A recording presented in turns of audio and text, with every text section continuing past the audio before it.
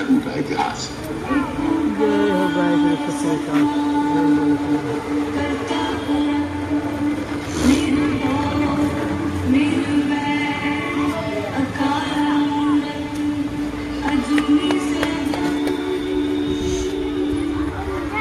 Photo ले लो photo.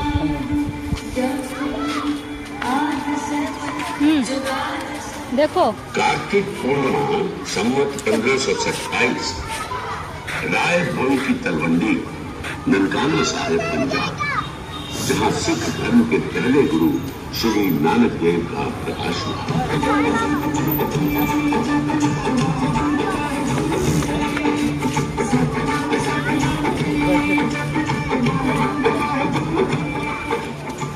Guru Nanak Dev ji के समय पूरा हिंदुस्तान धार्मिक आडंबरों, अंधविश्वास, जात पात और सामाजिक अन्याय से जकड़ा हुआ। उस समय गुरु नानक देव जी ने एक ऐसे समाज की नींव रखी जो मानवता, समाजवाद, नारी सम्मान तथा विचारों एवं धर्म की स्वतंत्रता पर आधारित था। श्री गुरु नानक देव जी ने मानवता के उद्धार के लिए कई यात्राएं की और सन 1506 में गुरु नानक देव जी पटना पहुंचे। पटना में एक दिन उनके साथी भाई मर्दाना को जब बहुत भूख लगी तो गुरु नानक देव जी ने उन्हें एक पत्थर दिया और कहा कि वो इसे बेचकर खाना ले आए।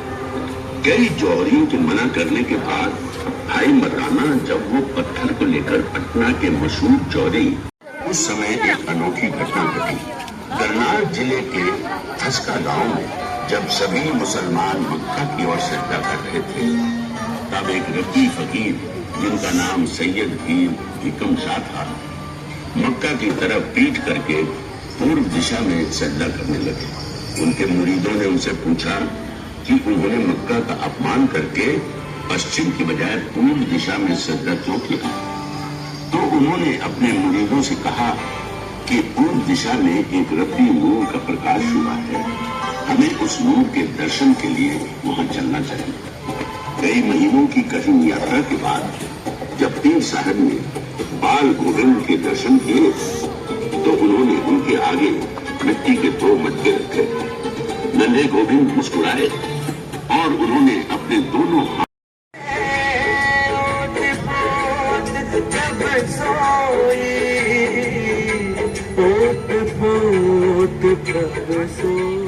जब बाल गोविंद पटना छोड़कर जा रहे थे तब राजा ने अपने उसी घर को गुरुद्वारा बना दिया, जो आज गुरुद्वारा बाल लीला मैनी संगत के नाम से जाना जाता है। जब गुरु तेग बहादुर जी असम से पटना वापस आ रहे थे तब रास्ते में कुछ देर विश्राम करने के लिए एक बाग में बैठ गए।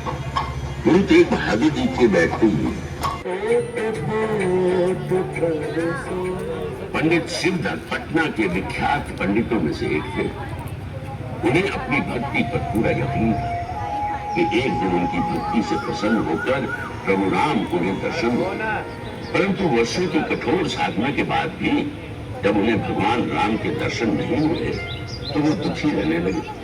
बाल गोविंद उनके मन की बात को जान गए। एक दिन जब गंगा किनारे पंडित शिवदत्त ध्यान में बैठे हुए थे तब बाल गोविंद आए और उन्हें